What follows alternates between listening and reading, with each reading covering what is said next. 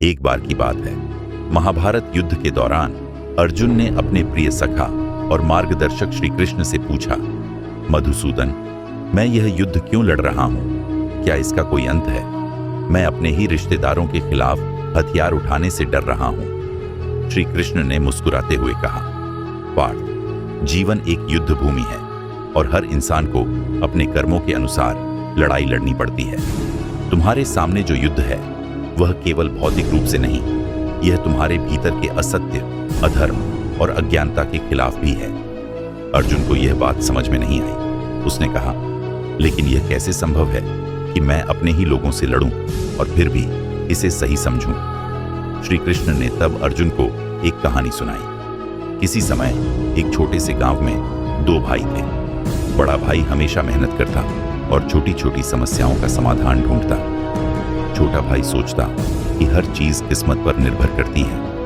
उसने कभी अपने हाथों से कुछ नहीं किया और हमेशा भगवान से चमत्कार की उम्मीद करता रहा। एक दिन गांव में बहुत बड़ी बाढ़ आ गई। दोनों भाइयों के घर पानी में डूबने लगे। बड़ा भाई बिना समय गवाए पानी बाहर निकालने के लिए बाल्टी लेकर जुट गया। छोटा भाई बैठा रहा और कहता, भगवान बचा लेंगे। बड़ा भाई कहता रहा, उठो, कर्म करो, हम ही अपने जीवन को बचा सकते हैं। लेकिन छोटा भाई न उठा।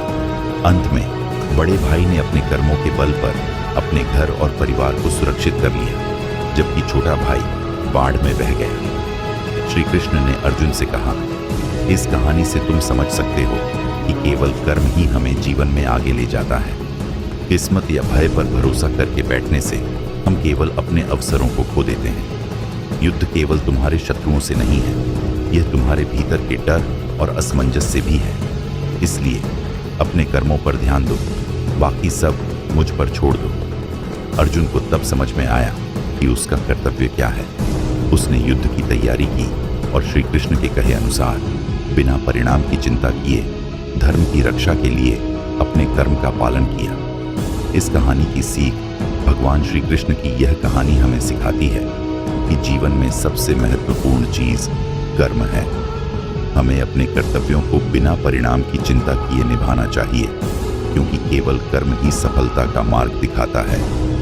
जब हम अपने कर्मों पर ध्यान केंद्रित करते हैं तो भगवान हमारे साथ होते हैं और हम निश्चित रूप से अपनी मंजिल तक पहुंचते हैं।